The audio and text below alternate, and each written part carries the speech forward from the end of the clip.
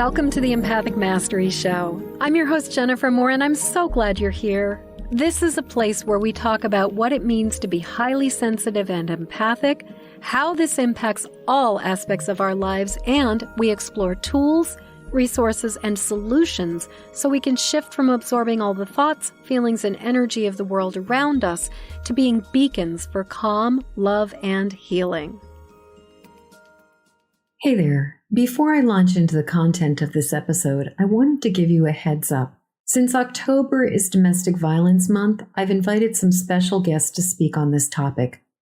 Please be aware that we discuss details during these conversations that may be triggering for some folks. Hey there, everybody. I'm back, and today I have Agape Garcia here with me. And Agape is here to talk to us about what it's like to thrive beyond the trauma of domestic violence. And so I am just so incredibly excited to have you here, Agape. Welcome. Well, thank you for having me. It's an honor to be on your show, and I feel privileged. Thank you. I'm so glad. So you and I were talking a little bit before we jumped onto the recording about trauma and about how most people know at this point in time about the words PTSD, but you were talking about something else. Yes, I'm referring to PTG. PTG is post-traumatic growth, and not a lot of people are familiar with it, and rightfully so. It, didn't come out until the early 90s. And what's interesting is that it was discovered by two psychologists, Dr. Tedeschi and Dr. Calhoun. And what stuns me is that it has not been carried out. Why aren't other practitioners talking about it or looking more into it or, educating their clients or, just general population about it? It's actually something that we can all do. It's something that, is within us. I'm not saying that PTSD is not a real thing. It 100% is, and like most things, it's phases that we go through. And with post-traumatic growth, it's where we emerge stronger and wiser from that particular traumatic event in our life. And, from that intelligence based on the experience, what do we do with that? What do we do with that? Yeah. Right. And, I believe that's where, the empathetic person comes in for sure. And also, it gives us a sense. And when I say us, I mean, people that have gone through that traumatic experience. All of us are affected differently. We respond differently. We receive it differently. The effects of it are all different. But what brings us all together is wanting to level up our coping skills. Mm-hmm. Mm-hmm. Right. So back to, when you emerge from a traumatic situation, wiser and stronger, how do you cope with it within as well as be empathetic and help others? Right. There's a balance because you don't want to put those triggers. You don't want to instill triggers, when you're helping other people, because they may not be where you are. They may be where you were. And then, there's a cycle. And you were speaking about something I saw recently about just even the idea of when we are speaking with other people, being trauma informed in the sense of understanding how talking about trauma, having these conversations it's so important to recognize the way we understand growth and everything. Something you were saying, I was also thinking about with the stages of grief that Elizabeth Kubler-Ross started with, that there's now people are talking about having an additional stage of grief, which is meaning. And the idea that once we come through these really intense experiences, there gets to be the point where we do find meaning. We do have the ability to make sense of things, that there are things that we can take away from this. But before we go sort of further down the path of talking about growth and talking about recovery on the other side of this, and sort of like, it's kind of like, I feel like we skipped to the end of the chapter and we've got sort of the happy ending. I'd love to talk about, how did you get here? Like what, and like, how does, I mean, I'm imagining that you, obviously you're here, you're somebody who's identifies as a highly sensitive, empathic kind of person.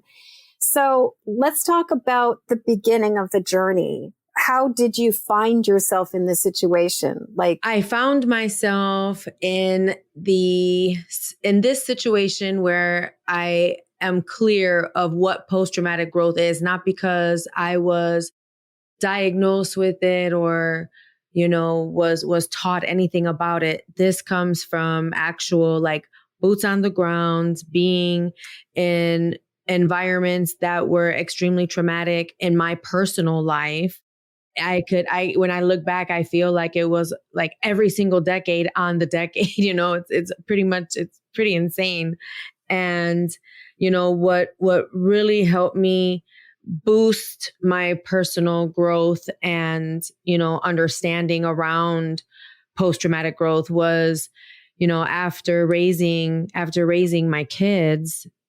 And, I have to bounce around a little bit because this is a part of the story. So, when my daughter was turning 24, 25, she was leaving the house, and, she said that she respected and loved me for the mom that I was, that never left, that stood by her side, that fought, the whole way through, thick and thin, etc. And that the only thing that, she really had a very rough childhood about was me being emotionally unavailable, not emotionally, like, she can touch me, she can reach out and be right there with me because I'm there, but emotionally speaking, I was completely absent. And that started my journey of really understanding, how to fix that emotional void or that emotional disconnect when you go through so much trauma in your life that you are constantly living in a survival mindset, which is, by the way, really, actually, it's natural. It's a natural response. What I learned, in my journey of discovering all of these things, it's how long do you allow yourself to stay there, right? But, yes. but how do you measure that when you're in it? You don't know as well. And, mental health is fairly new these days as well. It's definitely not anything that was around, 20 some odd years ago. And, just having that desire to fix what wasn't there, like I said, really helped me grow beyond what I thought I could, because it was all mind over matter, extreme independence. I got this. I can do this. I cannot count on anybody. I cannot trust anybody. This is what we're doing. This is how it is. And that's just, don't ask any questions, And so that came from when I was 8 months pregnant with my second child. I had moved across country. I was over 1,000 miles away from home. We were just, settling in. And I found belongings of another woman while I was unpacking my stuff. And I was 8 months pregnant. And, I, in complete disbelief, obviously, I had just left everything. I was, in college. I was working full time. Had a great support system, left family, friends, everything I knew my entire life. And he attacked me. He sat on my pregnant belly, put his hand around my neck, and closed fist punched me over and over again, accusing me of going through his belongings when I was asking about, this other woman's stuff. And my daughter heard, and I knew that my daughter heard. She was at the top of the stairs, and I heard her little voice that I never heard before, that scared voice, "Mom, Mom." And it was at that moment that my brain registered, my daughter's going to come down here and see what's going on. I'm in this situation. I mean, I must have thought about this in 0.1 second, and the adrenaline just flung through my body. My feet hit the floor. My hips thrusted up towards the ceiling. The guy rolled over the top of me. I popped up. I don't even know how, ran around the couch. She was already at the bottom of the stairs. I grabbed her hand and we ran out just like that, barefoot in the middle of the night, just like that. And I could not believe that this was my reality. I didn't even know what the laws were in the state, what to expect. I just, pounded on the door of the first, neighbor that had their light on. I had to become a new mother and woman overnight. Wow. Yeah. Wow. And so you were in a brand new state. You had left your entire support community and you just innocently happened to find evidence that was he your husband at that point in time? Or no, just not boyfriend. Yet. Yeah.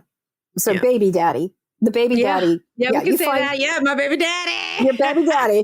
Yeah. So you find this evidence that there's another woman involved, and instead of being reasonable and being like, well, you're right, actually, he basically did the classic kind of abuser thing and turned it all on you.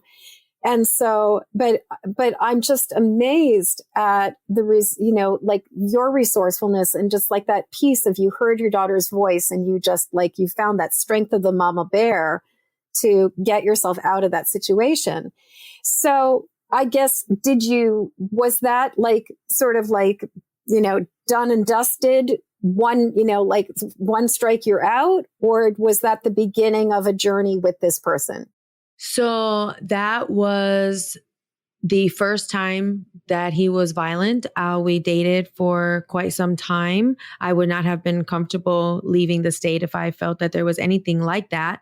I met family, friends, coworkers. There was nothing that raised these flags to me, and what was most disappointing was that I didn't smell it, see it, hear it, taste it, because, I'm from the hood. I, left the hood to raise my first child. It took me 5 years to get out. I was a high school dropout as a sophomore. I was working, working under the table, working, whatever I needed to do to make sure that, I was taking care of, my responsibilities. And I knew when I had my daughter that I was not going to allow that type of violence or what I grew up in. That was not going to be my daughter's story. That was not going to be my daughter's story. So for me to have left everything to, be on my way to having my second child, and this is the story, I couldn't believe it. I was in complete disbelief. It was more about how stupid was I? How could I not know? Why did I not see, because that's why I grew up in all that. Well, and as you were saying, and I think that this is something that people don't, from the outside looking in, I think a lot of people think that there's going to be red flags, that there's going to be signs, that there's going to be like, that you're going to have this information. And I've had a number of really amazing conversations about the relationship between the empath and the narcissist, and how the thing is that the relationship starts off good, and that it does not start off as like this complete dumpster fire that people are like, how the hell did she decide to do that? It starts off with this person where the empath feels all the love and the adoration and the appreciation that's coming from the narcissist. The narcissist is loving the attention that they're getting from the empath. And it's a marriage made or a match made in heaven before it becomes anything else. And so I just really want to hold up the fact that you're saying that nothing raised any flags for you. That just makes total sense to me, because I think that is so much more common than we realize, that there aren't necessarily the warning signs, especially if we are sort of younger and have less information. Right, exactly. And, I eventually got to the place where, and let me talk about that for a second. I knew that I was a victim, and a lot of us stay in that identity. When you realize that it was not your fault and that it wasn't something that you could have control over, that's when you shift from being a victim to understanding you were victimized. Okay. And then once you realize that you were victimized and you get through that, those steps of grief and doubts, and which is, another thing we could get into later, you realize where your boundaries are starting to build, what you're not so much what you want or where you're going, but so much of what you do not want and what you are not going to allow yourself to go, or somewhere else, or someone else to go with you. And, with that, I also realized, that I said, man, I felt like maybe I was just a checklist or a protocol. This is like, holy crap, waited until I was financially independent on him, waited until I was away from friends and family, waited until I did not have, a pot to piss in or a window to throw it out of, waited till I had nothing of my own, waited till I was literally 100% codependent on him. And that took a while for me to recognize or even accept. And, it's like you said, everything's so beautiful in the beginning, the courting and, what we call the schmooze talking. And, you're blinded by the emotions. Well, and you're groomed as well. They're grooming not you. Not even knowing it. And, the thing I've seen again and again is that, the narcissist, and I'm sort of imagining, I had asked you if there was sort of an aspect of narcissism in this, with, and you sort of went, you kind of were like, yeah. But, what's so fascinating to me is like, you've got the highly sensitive, empathic person, and then you've got the perpetrator or the abuser who usually has some more narcissistic tendencies. And at first, it really just does look so good. But, you come with this innocent, open heart, imagining that you're experiencing this person at face value, and they are grooming you. They are looking for, and as you said, it's like all of it was looking groovy. Everything was looking fine until all of your support structures, all of the systems, everything that had been in place that would have allowed you to exit, all of that had been pulled out. And that's when this behavior started. So, so going back to that night, you're knocking on your neighbor's door. Did you like, I'm imagining, since this was sort of the very first incidence of violence, that you did go back, or was that like, no, never going back? Well, that was an extreme act of violence. It was a double attempted homicide. Before I even knew what the name was, he tried to kill me and my baby. You know what I'm saying?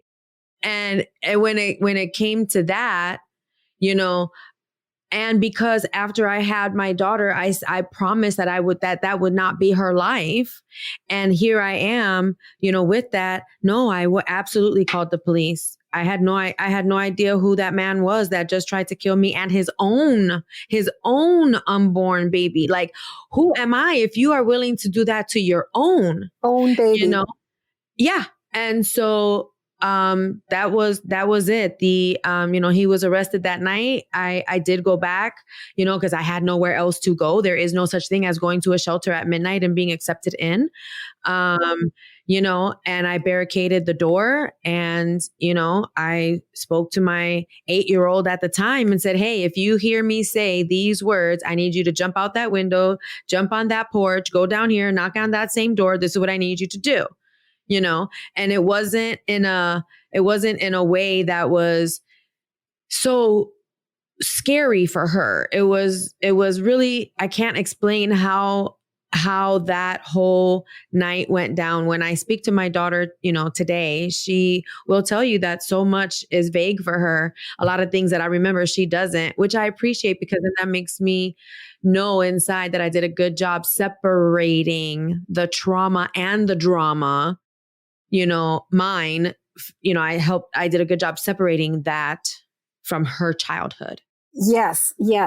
Well, and you were talking about, that she was saying that the hardest thing for her was your sort of emotional distance. And I was thinking about, one of the things I've heard so often with parents in particular is I don't have, like, especially like after a tragic event or trauma, is, I've got kids. I don't have time to grieve. I've got other priorities. There are other things that I have to be doing. And interestingly, I've also really noticed that sometimes when we are really sensitive, we are really empathic, we really are emotional, that the other piece of it is that we can sometimes appear to be pretty cold and shut down because we're trying to process so much information and we're trying to process so much intensity that it, on the outside, it may look like we just might look kind of numb or disconnected.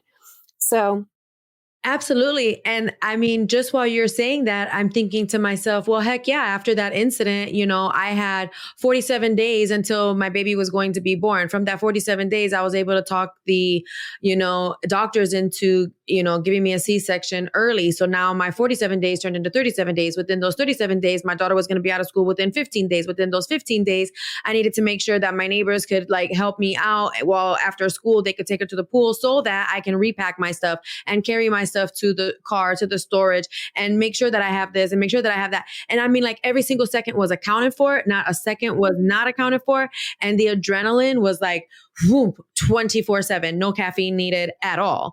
And yeah, that's my whole thing was when my daughter said that to me, I damn near had a heart attack. I was like, do you not understand the sacrifices, what it takes to protect and provide as a soloist? I was not going to go back to where we came from, friends and family, mutual friends. Why would I do that? I'm not going to be stupid, So I really just had to start from scratch multiple times in order to, provide and survive. And with that mindset and with nobody else, no support system, no anything, literally for safety reasons, because it was that extreme, cutting yourself off from a lot of things and people.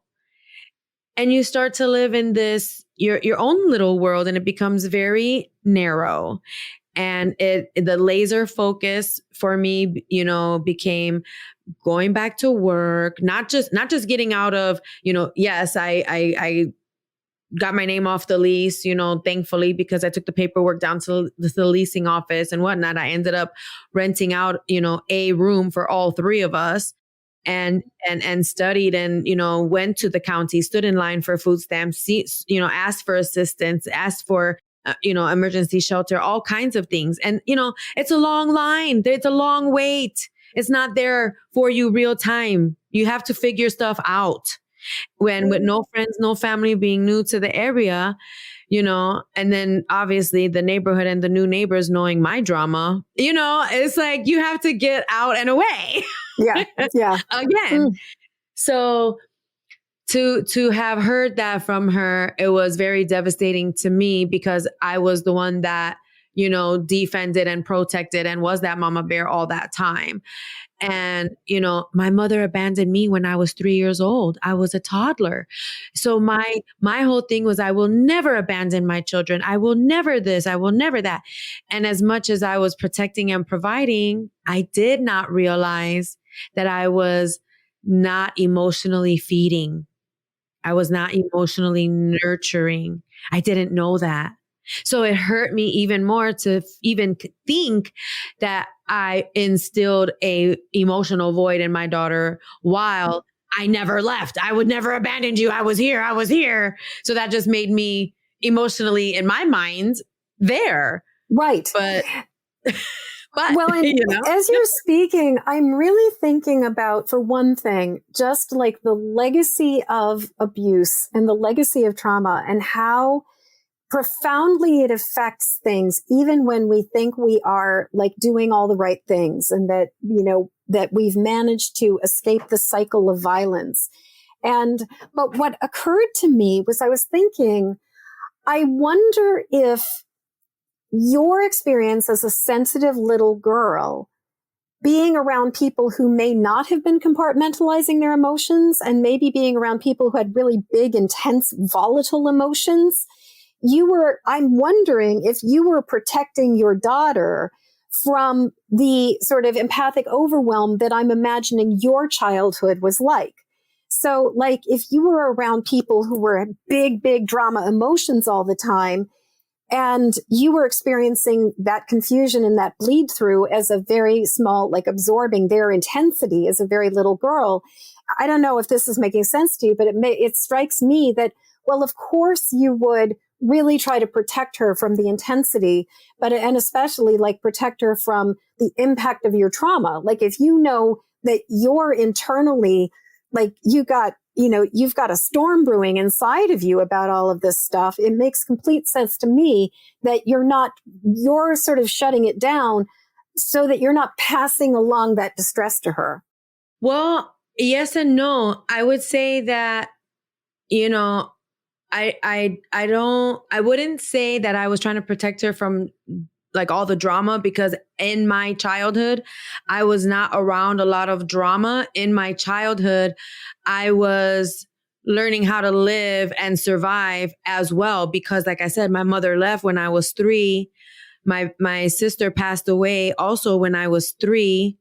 And she was 2 years old. And so my dad lost his wife and lost his baby girl all within a year's time. And then he's looking at me, left with me. So his way of coping was checking the hell out. He worked 3rd shift and he slept all damn day long. So now I'm with no siblings. I have no cousins. My mother left and I don't even know, much of her family. I do have aunts, but they, were younger than my dad and they went about their life and had no children. And so I was literally by myself, not even animals, like no pets. So I had to learn how to mow lawns, clean houses, wash cars, pull weeds, deliver newspapers, watch a baby while a mom can cook or shower or something, small bracket of time. So I can go to the store and get, peanut butter and jelly or things that little girls need, Right. And where are you going to learn to be emotionally intimate if your experience is that you lose your mother and your sister and your father is just devastated and checked out? I mean, like, we don't necessarily learn how to be emotionally available for people or how to emotionally feed people if we didn't ever get fed ourselves. And here's the kicker.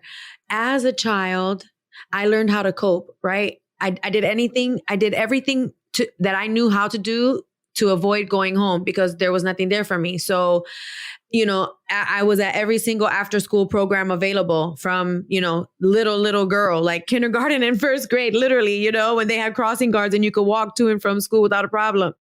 And then after my after school programs, I would go to the park where they had, gymnastics or wood shop or different things that were for, after school stuff. And I made a way and I found a way. And my emotional well-being was actually at the cemetery. The cemetery was closer to my school than where I lived. So I would go do homework at the cemetery. I would have my emotional bond there.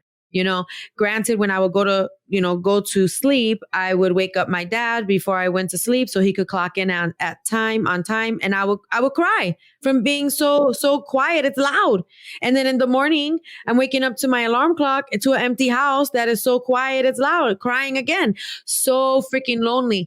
So, I found ways to cope and fill that time and do, different things, but it was all mental. There was not that emotional channel or me even knowing that it was a void and this is how I was coping with it. I didn't even know it back then. But then as an adult, of course, I'm thinking like, I'm so smart. I know so many things. I can get through anything because I fought, my whole way through life, being independent since a baby, only to be, not smacked in the face, but, really being told about myself. And when it comes from the people, I don't even want to say the people, your children that you love more than probably anything, anybody, that will really make you look in the mirror. Mm-hmm. Absolutely. Agape, I'm so moved by your story and just like, what an incredible scrapper you are, and I was thinking as you were talking about being in kindergarten, and I'm imagining if your dad's completely checked out, like you were probably signing yourself up for those programs, like 5-year-old adult. Like, hey, I belong in this program. And when you say that, I'm thinking to myself, I don't even think you needed to sign anything back then. You just show up and it was there. It was at the park. It's a community thing. This was before they were, I guess charging for all that. Maybe that's what the city taxes, what's where the city taxes went. Right. But I love the fact that like so many children at that age would have had a mother or a father who would have sort of decided, like planned their schedule. And I love that you were so resourceful, even at the, that you were like, that you were somebody who flourished. And I mean, I love how it seems like you were talking about sort of this theme of, post-traumatic growth and the idea of growing. And you're like the poster child for this, in the sense that all of the things that you are doing and you have done, like sounds like some of the worst traumatic experiences, you have grown from them. You have flourished from them. And I'm actually, something you wrote about in, that I wanted to ask you about, I wanted to hear more about it, is you can move a million times, you will always live in your head. Tell me more. When you go through things, when you were a victim and you realize you were victimized and all that, what I call a blanket of doubts, right? That keeps you so warm because it's wrapped around you so tight. You're questioning what you're doing, how you're doing it. You're questioning your judgment. You're questioning your intuition. You're questioning how you're feeling. And it's this change that you don't even realize that you're going through until you're so deep into it that all of a sudden it's this consuming mindset of questioning you and constantly thinking about problems instead of seeing beyond the problems, but seeing solutions, and then seeing beyond what you're going through right now, but knowing who you truly are based on where you come from and based on this situation making you stronger and wiser. There are so many things that we go through in our mental and emotional battlefield, is like what I like to call it, and that's kind of where I went with my daughter with her upbringing is, mind over matter, emotion's not going to make decisions for you that's going to pan out in your favor. Doing that, your emotions are blind, etc.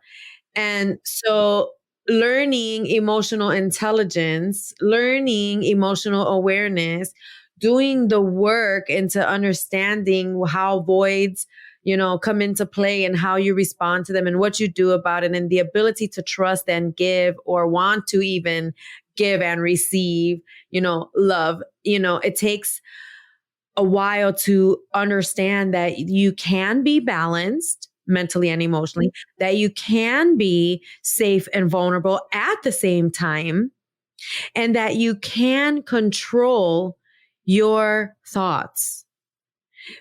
When you are moving when you're moving around, like you said, the environments, the job, the car, the house, the whatever. Yeah, you can move a million times, but you live in your head. It's where your thoughts are, because your thoughts are, and the way that you talk to yourself are your affirmations, good and or bad. And once those affirmations are out there, the definition of affirmations is that it's a true statement, what you're saying, right? That what you're saying is true, that it's valid. So then that becomes your belief system. And so if you're believing something that is truly not of you, that's how you're talking, that's how you're walking, that's how you're responding, that's how you're reacting. And then you're creating triggers for yourself. You're digging yourself deeper. So what I teach is how to check yourself, how to measure where your triggers live in your body. Those are emotions. They affect you. And then when you're triggered, you bring this emotional awareness to the table, and you're at your highest place of authority at that moment, because it is right then and there that you have a decision if you're going to respond or react. And then and then deciding which way you're going to go. How are you going to go about that? And you could do that in a matter of 5 seconds. Really, it takes 90 seconds to get rid or to change through an emotion, but your mind moves at lightning speed. So it's really being able to identify that trigger and understand where you are emotionally while you're being triggered, so that you can be empowered to your highest point in how you conduct yourself at that moment. Mm, mm. I often speak about the idea of responding instead of reacting. This is one of the things that I think is so incredibly important. And you also spoke about, making decisions based on, like, from a place of calmness and groundedness and logic as opposed to emotion. And I grew up in a family where emotion, particularly with my mother, emotion kind of like trumped everything. And so a lot of things were based on emotion, not based on like taking the time to think about it. And so it's sort of funny that your approach with your daughter was to really teach her to make choices not necessarily based on emotion, because I sort of grew up in the opposite environment where almost everything was an emotional decision, an emotional choice, an emotional response.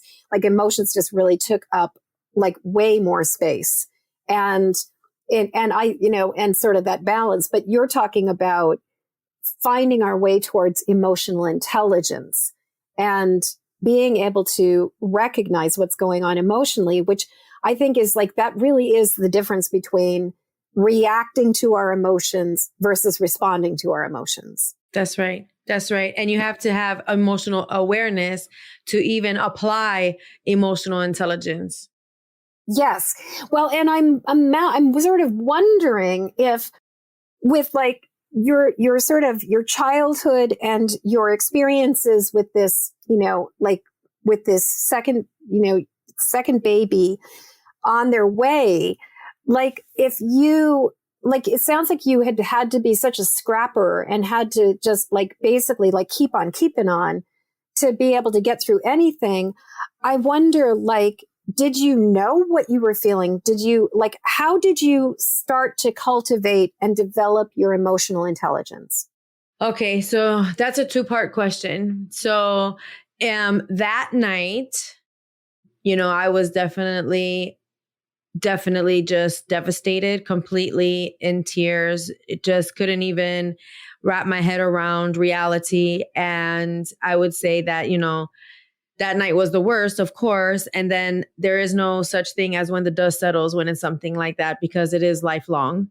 And, I still have effects from it today. But, I would say that in the beginning, yeah, I realized quickly that I did not have time to be in my emotions. I could not sit there and allow my emotions to trump anything, because that was definitely going to cloud the clarity that I needed, because this was my life. And, I have nothing and nobody. And these, not only, do I have an 8-year-old, but now I'm going to have a brand new baby that, oh my gosh, the dependence that these children are on. And I'm the one, Mm-hmm. So that is definitely, like I said, that was a life-changing night for me. And who I had to change into, who I needed to become from that moment onward. And when I quickly realized if I had to put a number to it, I would say about a week. I had to realize that there was no time for that. And I had to shift my inner voice. I had to shift my talk to myself from, why is this happening? I can't believe it. What are you going to do? Are you even going to be able to mother this baby? Or do you have to maybe give them up? Is this an adoptive situation? What are you going to do? Where are you going to go? How are you going to do this? Do you have to separate the kids? So many things.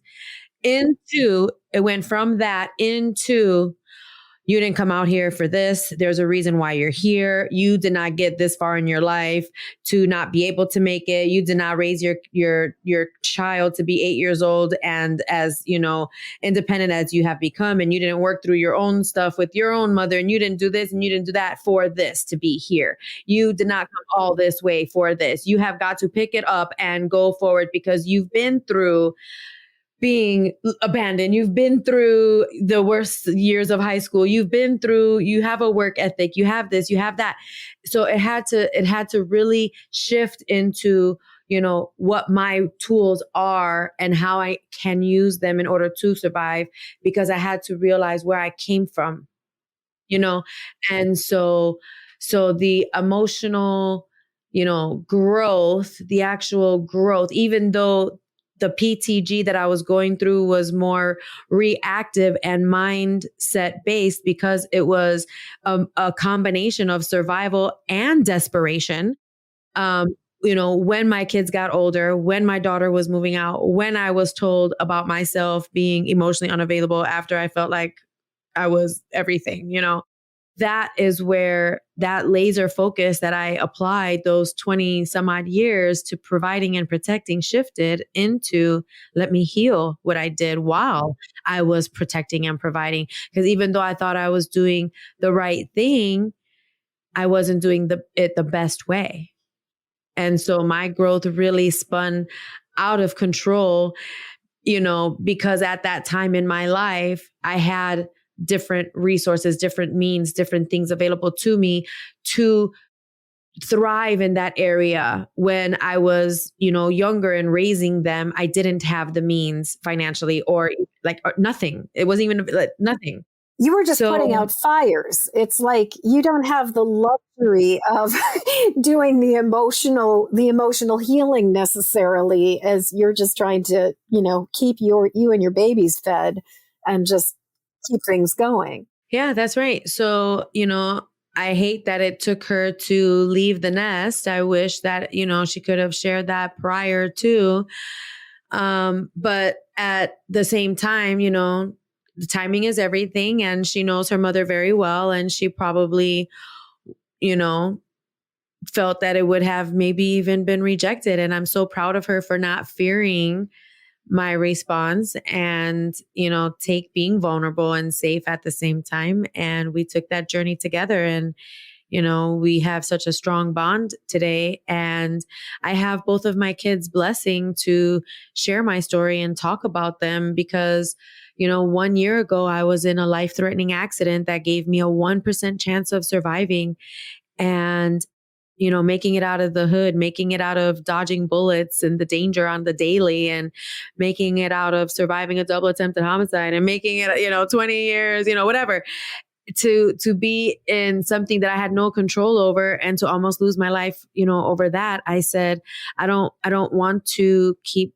my voice, quiet. There's so many women that go through so much. The statistics show 1 out of 3 have experienced or gone through or is going through. And, we don't talk enough about how we're coping and how we get beyond that time in our lives to be wiser, stronger, smarter, and to build and empower and give back to ourselves and our children. The last time so many of us got together to make a difference was in the 70s. And, it's time. What the hell? Mm-hmm. Mm-hmm. I love it. I'm just, your story is absolutely amazing. And so it sounds like this very serious accident brought you, it sounds like you had sort of another up leveling or another, another level of a wake up call in terms of you sort of saying yes to the next level of what you're here to do. The next level of trauma in my life. Yes. And I would definitely say that this was a extreme different type of trauma, because it was definitely not oh my gosh, I need to survive. And I'm, it wasn't that type of fight. It was more of, oh my gosh, what am I spared for? Why was I spared? There has to be a purpose. It was the same, I guess, thoughts, but from a different perspective, which makes it opposite. If you follow what I'm saying, it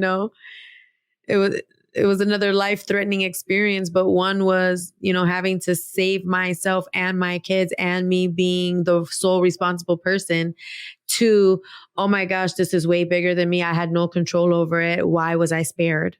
Yes, yes. Well, and it's funny you're saying why were you spared, because I get this feeling like I can almost sense this sort of nugget of like, you have this mission and that you are here on this planet to do something. And that event was kind of the thing that stripped away the veils or the last bits of like holding back and just sort of was like, it's go time. Like, I got this one life, I've got this one, and I either do it or I don't do it. And I was really thinking like, so why were you spared? What are you here to do? What is your mission?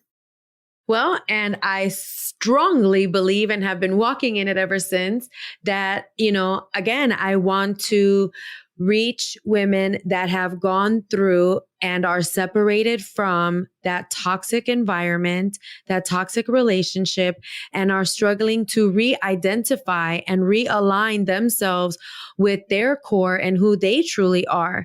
They do not have to go through this by themselves. So many of us have gone through it, and all it takes is for one person to bring it up, and you will be amazed at how many people have so many stories of positive, empowering mindsets and things that work to share. It's not anything to be ashamed about. And I believe that once we're out of that situation and, we were strong enough to leave it and not go back to that, you're on a mission to be your incredible self. And, that's what my whole, banner, my whole product is. It's be your incredible self, because you absolutely can. As adults, we tend to ignore our intuition and we forget along the way who we are because of what we went through. And those things that we went through are chapters. It's not our book. And the whole point of living is to learn, live and learn, live and learn, live and learn, live and learn. I just keep repeat and repeat what works and don't repeat what doesn't work, And so be your incredible self is really to talk about realigning your mental and your emotional, well-being, to have control over your triggers, to be, to go through that journey of post-traumatic growth. I'm a certified high performance coach through Brendan Burchard. His coaching is 100% scientifically backed. So I use that as my foundation while I add my wisdom and boots on the ground of real life experience. And I'm also starting a nonprofit for real-time victims. I am starting a nonprofit to help them relocate without having to leave all their belongings behind, so they also can have a second chance. And so I'm just waiting for my status from the IRS. And once I receive that, my program is available in Nevada. That is absolutely amazing. That is so wonderful. And I'm imagining that I'm recording this right now, but it will be airing a while out just because I'm recording my entire season at the moment. And so I'm sort of hoping that by the time the show airs, that your nonprofit will actually be live and we'll be able to share that in the show notes. Wow. Well, I hope so too. It should be. October is Domestic Violence Awareness Month.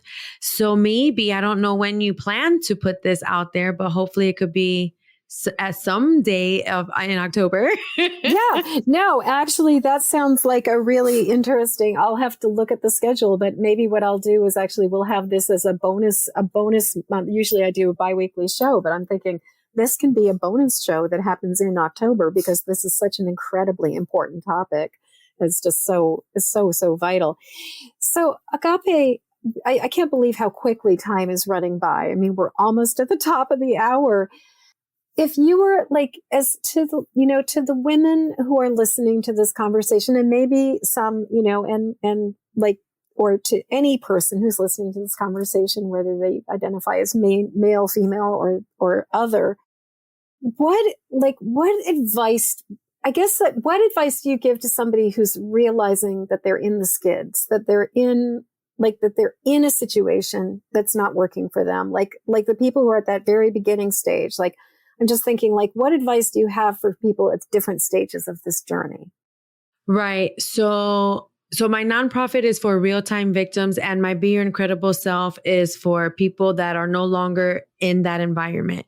So for those people that are no longer in that relationship, in that environment, that are solid, that they are not going back, no longer wishy-washy about it. Do not ignore your mindset. The cost of ignoring or neglecting your mindset is far beyond any price you'll pay for anything that's great in life. Your mind should be priority.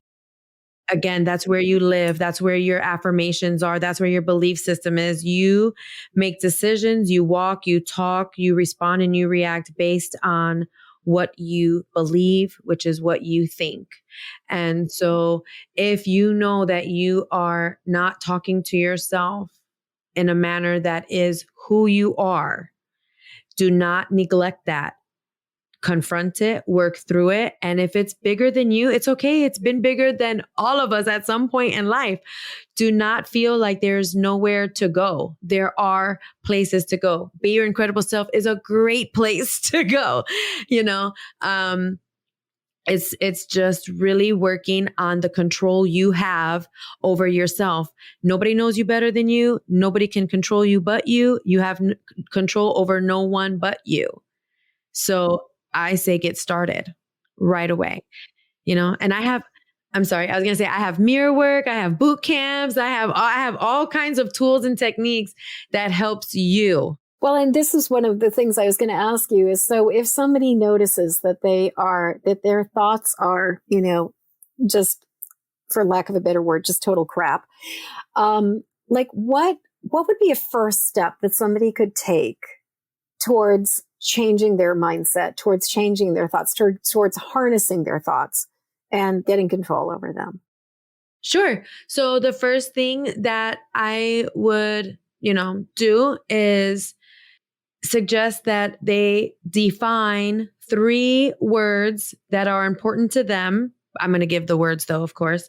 That is, what is your definition of strong? What is your definition of strong? Smart and successful. So what is your definition of strong? What is your definition of smart? And what is your definition of successful? And once you answer those words, once you define those words, because believe it or not, everybody has their own personal definition of what that is. Okay. Absolutely. If you are not walking in your own definition, you are not aligned. You are triggered. You are walking in the opposite of what you're believing. There is already a huge nugget right there with 3 words on what you could start focusing on. And that focus will replace those negative conversations, because you're shifting now from what it was to what are your personal definitions, so you can start aligning yourself immediately. Start with 1 word a day. Look at yourself in the mirror. I do mirror work also. Do mirror work. Get to a very solid relationship with that mirror. Don't be afraid to confront yourself and talk to yourself in a way that is to help you align and get your mind straight, so you can walk and meet that goal and meet that mindset on the daily. So I'm curious, and we are definitely coming towards the top of the hour with this. So I'm wondering if you could give an example of, with either strong, smart, or successful, what your own mind shift or your own awareness, like, of where you might have been misaligned and how you realigned. Was there? Definitely. So, as smart as I thought I was in having that tight schedule, as smart as I thought I was in being, every second accounted for, running a tight ship, making sure that I was able to be responsible and etc. again, just because I thought that was being smart, I realized that I was not being smart because I was creating voids in other areas. And so when you realize that your definition shifts, then you do something about that. Like I said, because it's no longer aligned, right? Definitions may change when it's not a thing, right? A keyboard's always going to be a keyboard, but success is something that will change. The things that I was saying, or self-care can be things that change. Those are like living words that, are defined differently by different people. So when you are walking in your definition, you are already changing for the better because you are becoming stronger and wiser from that traumatic event in life. And traumatic events will change your definition to a lot of things, your outlook to life in general. It has a very rippling effect mentally. Absolutely. Absolutely. Agape, I can't believe how fast this time has gone by.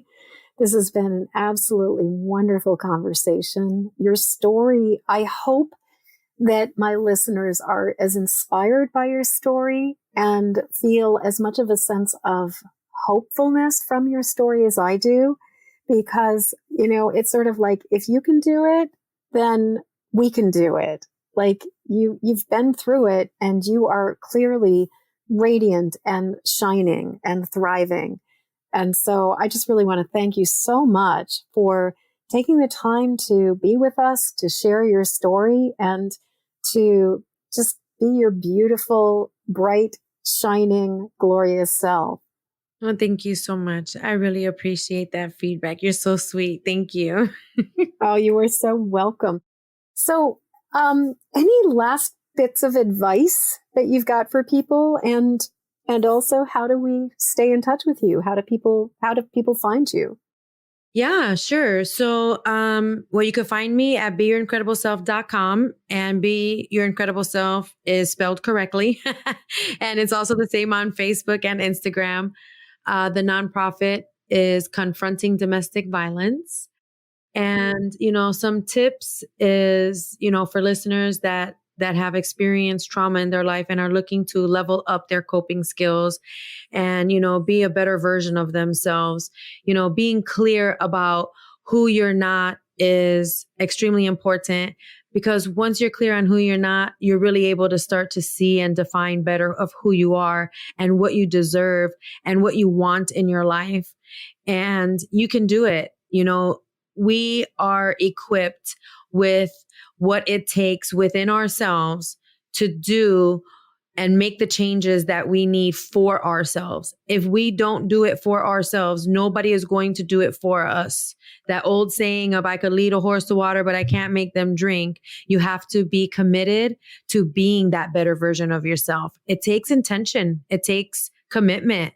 And once you start getting on that schedule and creating these daily habits, it becomes a conditioned positive behavior. You start understanding what positive intelligence is, and you combine that with your emotional awareness, with your situational awareness, and you love who you are, and the people that love who you are. And it's just an amazing journey that you can take. Post-traumatic growth is a real thing. And you don't have to try to figure out how to go through it by yourself. You're not alone. Thank you so much. And I really, really love how you've given us this reframe about trauma in terms of looking at it as post-traumatic growth, as opposed to just being stuck in that sort of like a lifelong cycle of PTSD. It really has been just a delight to talk with you today, Agape. Thank you so much for being with us. I really appreciate you taking the time to talk. Thank you. Same to you. Thank you, everybody. As we come to the end of this episode, I'd love to hear what you're taking from this show. Please jump over to empathicmasteryshow.com to leave your comments. In the show notes, you'll find a link to grab your copy of my Empathic Safety Guide, 3 Basics for Finding Calm in the Eye of the Storm. And while you're there, please subscribe and follow this show. And thank you for your help sharing this show with the people who need it. Please help me to spread the word and send this podcast to friends or family members who need support living as highly sensitive empathic people. Then join me again when the next Empathic Mastery show airs. Okay, one last time. Hop over to empathicmasteryshow.com for your Empathic Safety Guide. And until next show, shine on. We need you and your gifts here on this planet. So please don't judge your empathic rainbow by colorblind standards.